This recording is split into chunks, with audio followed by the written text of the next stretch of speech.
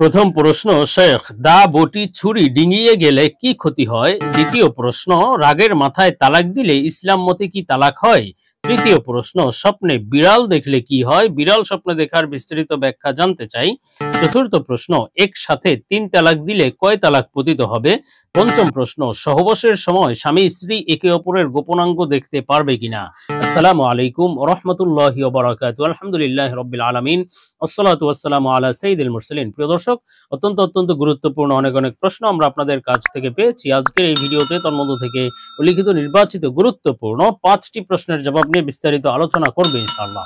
সুতরাং মনোযোগ সহকারে ভিডিওটি শেষ পর্যন্ত দেখবেন, আর আপনার কোনো প্রশ্ন থাকলে অবশ্যই কমেন্টে লিখে যাবেন, আমরা পরবর্তী ভিডিওতে জবাব দেওয়ার চেষ্টা করব ইনশাআল্লাহ। তো প্রিয় দর্শক, আমরা সরাসরি প্রশ্নের জবাবে চলে যাই। একটি প্রশ্ন ছিল, সহবাসের সময় স্বামী স্ত্রী একে অপরের গোপনাঙ্গ দেখতে পারবে কিনা?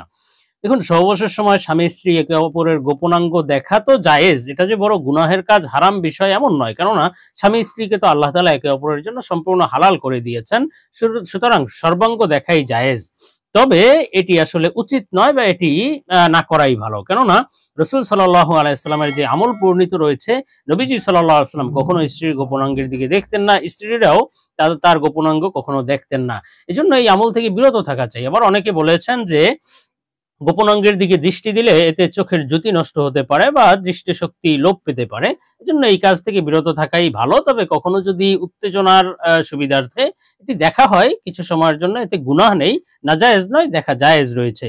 তো আমরা পরবর্তী প্রশ্নের জবাবে চলে যাই। প্রশ্ন ছিল, একসাথে ৩ তালাক দিলে কয় তালাক পতিত হবে?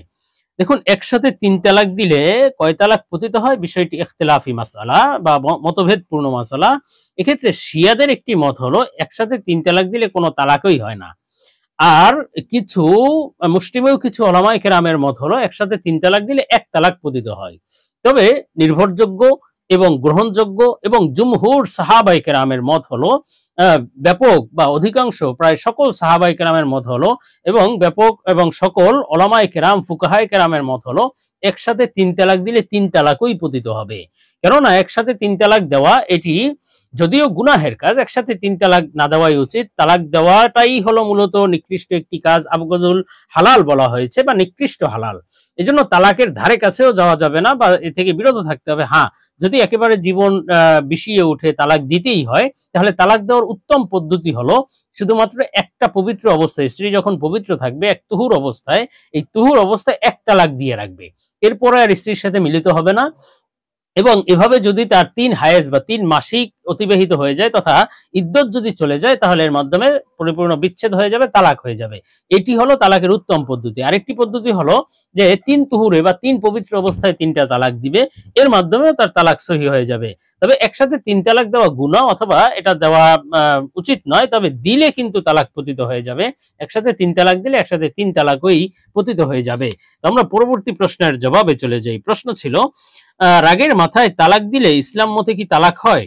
দেখুন, অনেকে তো এই কথা বলে যে রাগের মাথায় তালাক দিলে তালাক হয় না, অথচ রাগের মাথা ছাড়া তো মানুষ সাধারণত রাগের মাথায় তালাক দেয়। তালাক বুঝে শুনে অথবা বা খুব খুশি অবস্থায় তালাক দেওয়ার ঘটনা তো ঘটেই না বা সাধারণত ঘটে থাকে না। আর বাঙালি তো শুধু ওই রাগ যখন আসে তখনই তালাক দেয়, গোষ্ঠী শুদ্ধ তালাক দিয়ে দেয়, হাজার তালাক দিয়ে দেয়। এজন্য মূলত তালাকের ঘটনা তো রাগের মাথায় ঘটে।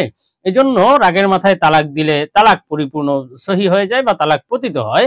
যারা বলে যে রাগের মাথায় তালাক দিলে তালাক হয় না, তারা অনেকে মনে করে যে রাগের মাথায় তালাক দিলে এটি পাগলের মতো, পাগলের তালাক দেওয়ার মতো, পাগল যেহেতু তালাক দিলে তালাক হয় না। দেখুন, এই বিষয়টি তাদের এই ধারণা বা এটি তার নিছকই ধারণা প্রসূত। রাগের মাথায় তালাক দিলে যে তালাক হবে না, এটি কোরআন হাদিস সমর্থিত মত নয়। হাদিসের মধ্যে আছে সালাসুন জিদ্দুহুন্না জিদ্দুন ওয়া হাজলুহুন্না জিদ্দুন, ৩টা জিনিস যেটি কেউ যদি ইচ্ছাকৃত করে, বুঝে শুনে করে, তাহলেও পতিত হয়। আর কেউ যদি হাসমস্কারিতে অথবা রাগের মাথায় করলে ওই একই বিধান, যে এর মাধ্যমেও সেই সমস্ত বিষয়গুলো সংঘটিত হয়। একটি হলো তালাক, একটি হলো আজাদ করা, গোলাম আজাদ, আর একটি হলো বিবাহ। এই ৩টা জিনিস রাগের মাথায় করেন, হাসমস্কারি করে করেন অথবা ইচ্ছাকৃত করেন, পতিত হয়ে যাবে। এজন্য রাগের মাথায় তালাক দিলেও তালাক হয়ে যায়। তো আমরা পরবর্তী প্রশ্নের জবাবে চলে যাই। প্রশ্ন ছিল, স্বপ্নে বিড়াল দেখলে কি হয়? বিড়াল স্বপ্ন দেখার বিস্তারিত ব্যাখ্যা দয়া করে জানাবেন। দেখুন, স্বপ্নে বিড়াল দেখা অত্যন্ত গুরুত্বপূর্ণ একটি স্বপ্ন। আল্লাহ তাআলা স্বপ্নের মাধ্যমে বান্দাকে বিভিন্ন সময় বিভিন্ন বার্তা দিয়ে থাকেন। কখনো সুসংবাদের বার্তা, আবার কখনো সতর্ক বার্তা। আল্লাহ তাআলা যেই স্বপ্নগুলো দেখান সেগুলো কিন্তু অবশ্যই সত্য এবং সহি স্বপ্ন, এবং তার সত্য ও সহি ব্যাখ্যাও রয়েছে। তো আজকে প্রশ্নের ভিত্তিতে স্বপ্নে বিড়াল দেখার ব্যাখ্যা সম্পর্কে আলোচনা করব। নির্ভরযোগ্য স্বপ্নের ব্যাখ্যার কিতাব আল্লামা ইমাম মুহাম্মদ ইবনে সিরিন রাহমাতুল্লাহ আলাইহির তাবির রুইয়া কিতাব থেকে। হযরত মুহাম্মদ ইবনে সিরিন রাহমাতুল্লাহ আলাইহি বলেছেন, স্বপ্নে যদি কোনো ব্যক্তি বিড়াল দেখে, তাহলে এই বিড়াল স্বপ্ন দেখার ব্যাখ্যা চোরের মাধ্যমে হবে, অর্থাৎ চোর সংশ্লিষ্ট কোনো ব্যাখ্যা হবে। এ সম্পর্কে বিস্তৃত ব্যাখ্যা হলো, স্বপ্নে যদি কোনো ব্যক্তি পরিচিত বিড়াল ঘরে প্রবেশ করতে দেখে, যেই বিড়াল হয়তো তার নিজের বাড়ির বিড়াল অথবা আশপাশের যেই বিড়ালকে সে চিনে, এমন বিড়াল ঘরে আসতে দেখলে স্বপ্নের মধ্যে বুঝতে হবে তার পরিচিত কোনো ব্যক্তি তার মাল চুরি করে নিয়ে যাবে, তার ঘরে চুরি করবে। আর স্বপ্নে যদি অপরিচিত বিড়াল ঘরে ঢুকতে দেখে, তাহলে বুঝতে হবে অপরিচিত চোর তার ঘরে চুরি করতে পারে। আর স্বপ্নে যদি কোনো ব্যক্তি দেখে যে বিড়াল তার ঘর থেকে কিছু খেয়ে নিয়েছে অথবা কিছু নিয়ে গিয়েছে, এই ধরনের স্বপ্ন দেখলে তাহলে বুঝতে হবে তার সম্পদ চোরের হাতে পড়বে এবং চোর তার সম্পদ হয়তো আত্মসাৎ করতে পারে।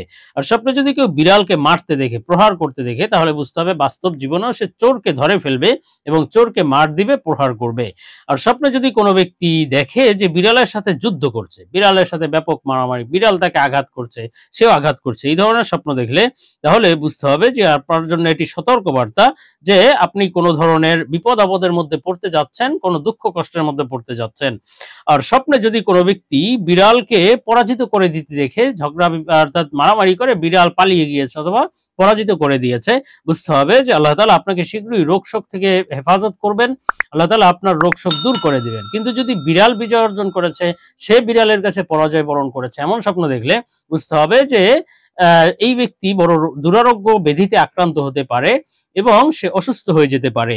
আর স্বপ্নে যদি কোনো ব্যক্তি দেখে যে বিড়াল তাকে কামড় দিয়েছে বা আঁচড় দিয়েছে, দংশন করেছে, তাহলে বুঝতে হবে এটি সতর্কবার্তা, তার হয়তো দীর্ঘমেয়াদী কোনো অসুস্থতা আসতে পারে। আর স্বপ্নে যদি কোনো ব্যক্তি দেখে যে বিড়ালকে দুধ পান করাচ্ছে বা বিড়াল দুধ খাচ্ছে বা পান করছে, এমন স্বপ্ন দেখলে বুঝতে হবে সে কারো সাথে ঝগড়া বিবাদে লিপ্ত হয়ে যেতে পারে। আর হযরত ইমাম জাফর সাদেক রহমাতুল্লাহ আলাইহি, তিনিও বড় আল্লাহওয়ালা, স্বপ্নের ব্যাখ্যা বিশারদ, বড় বুজুর্গ ইমাম ছিলেন, তাবিঈ ছিলেন। তিনি বলেছেন স্বপ্নে বিড়াল দেখার মোট ৭টি ব্যাখ্যা আছে। একটি ব্যাখ্যা হলো যে আপনি কোনো চোর সংশ্লিষ্ট কোনো বিষয়ের মধ্যে পড়তে যাচ্ছেন। আরেকটি ব্যাখ্যা হলো ঝগড়া বিবাদের মধ্যে লিপ্ত হয়ে যাবেন। আরেকটি ব্যাখ্যা হলো আপনি অসুস্থ হয়ে যেতে পারেন। আরেকটি ব্যাখ্যা হলো যে আপনি কোনো দয়ালু স্ত্রী লাভ করবেন বা কোনো উত্তম স্ত্রী লাভ করবেন ইনশাআল্লাহ। তো আমরা পরবর্তী প্রশ্নের জবাবে চলে যাব। প্রশ্ন ছিল, শেখ, দা বটি ছুরি ডিঙিয়ে গেলে কি ক্ষতি হয়?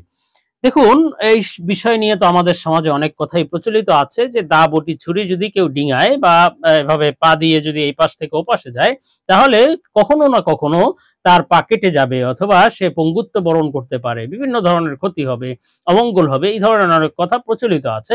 তবে এই কথাগুলো ভিত্তিহীন এবং বানোয়াট কথা। ইসলাম, কোরআন হাদিস এই সমস্ত অযৌক্তিক বিষয় সমর্থন করে না, কোরআন হাদিস এগুলো বর্ণনা করেনি। তবে সাধারণত আপনি দা বটি কেন ডিঙাবেন? এতে আপনার ক্ষতি হতে পারে। তবে বাস্তবগত অবস্থায় ক্ষতি হলো, আপনি যদি ক্ষতি না হয়, আপনি ডিঙিয়েছেন, কোনো ক্ষতি হয়নি, তাহলে পরবর্তীতে যে কোনো অমঙ্গল হবে, কোনো ক্ষতি হবে, কোনো অসুবিধা হবে, এই ধরনের কোনো কথা সহি নয়, এই বিশ্বাসগুলো করা যাবে না।